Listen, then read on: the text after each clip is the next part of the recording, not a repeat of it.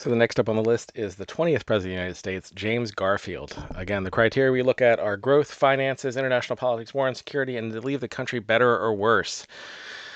Garfield was president for less than 200 days, 199 actually, I think by my count, less than a year.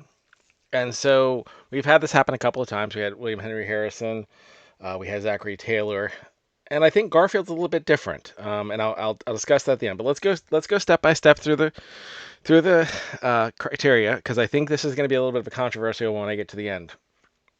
In terms of growth, I would say neutral. He's neither nothing spectacular in growth, nor did he did a bad job on growth. I don't think he was around long enough to make a substantial difference with regards to growth. So I would say that he was neutral, neither positive nor negative.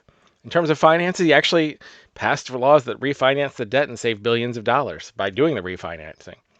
So I got to give him a positive in terms of finances. That was a very intelligent thing to do. Positives.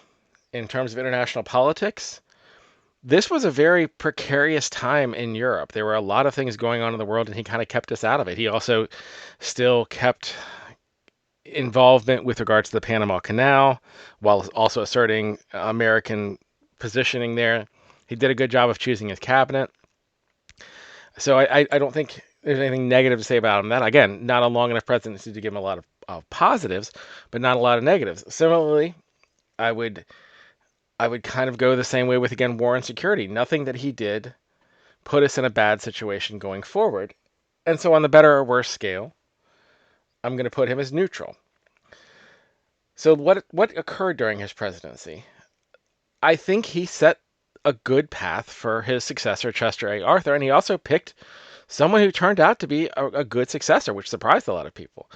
We'll cover Arthur later, but when you compare his picks to when Lincoln picked Andrew Johnson, or when they picked Millard Fillmore or John Tyler, in the past, every time we've had someone who was assassinated, the person they picked to be their vice president turned out to be pretty horrible. When the best of the options you've had so far were Millard Fillmore, I mean, John Tyler and Andrew Johnson are just factually bad vice presidents.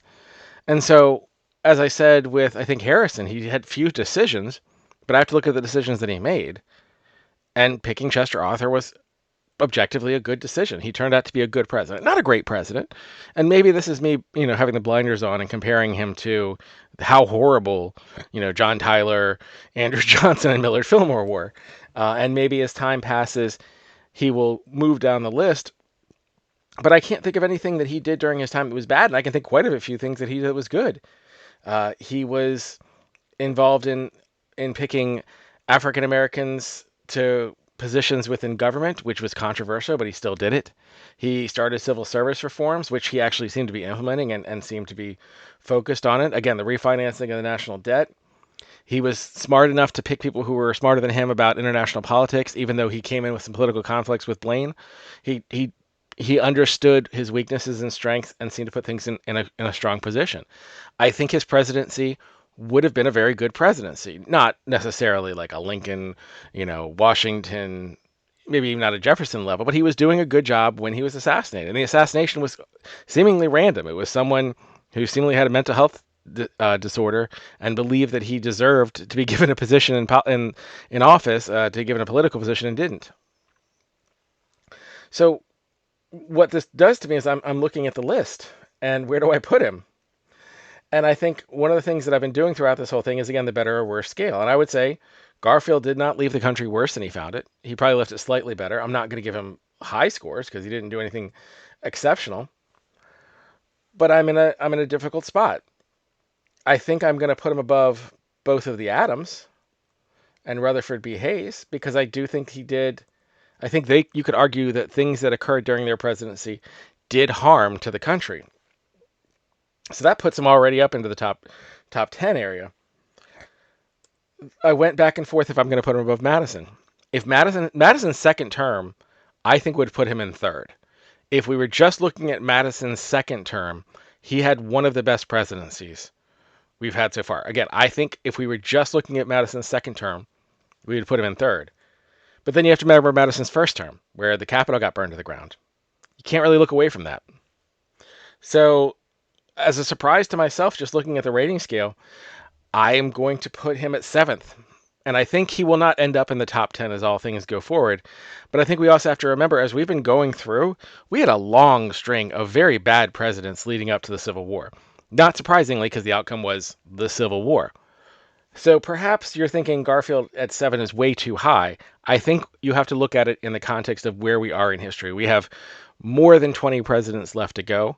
I don't think Garfield will end up near the top. And Madison actually might rise in some ways as we do the score adjustments. As again, I'm doing this by scoring everyone relative to everyone before. But in so many of these categories, I think he was better because some of the people before him were just bad. And they did bad things and they were not very good presidents. And I think Garfield was fine. And I think most importantly, unlike the other short-term presidents who I gave lower grades, I also think he left a vice president who was perfectly capable of doing the job. And so I'm kind of also viewing the remainder of his term as also falling to Chester Arthur. So again, surprisingly to me when I did this, but I'm ranking honestly as I go. Again, the intention is let's just go as they come up. I'm going to put James Garfield at 7.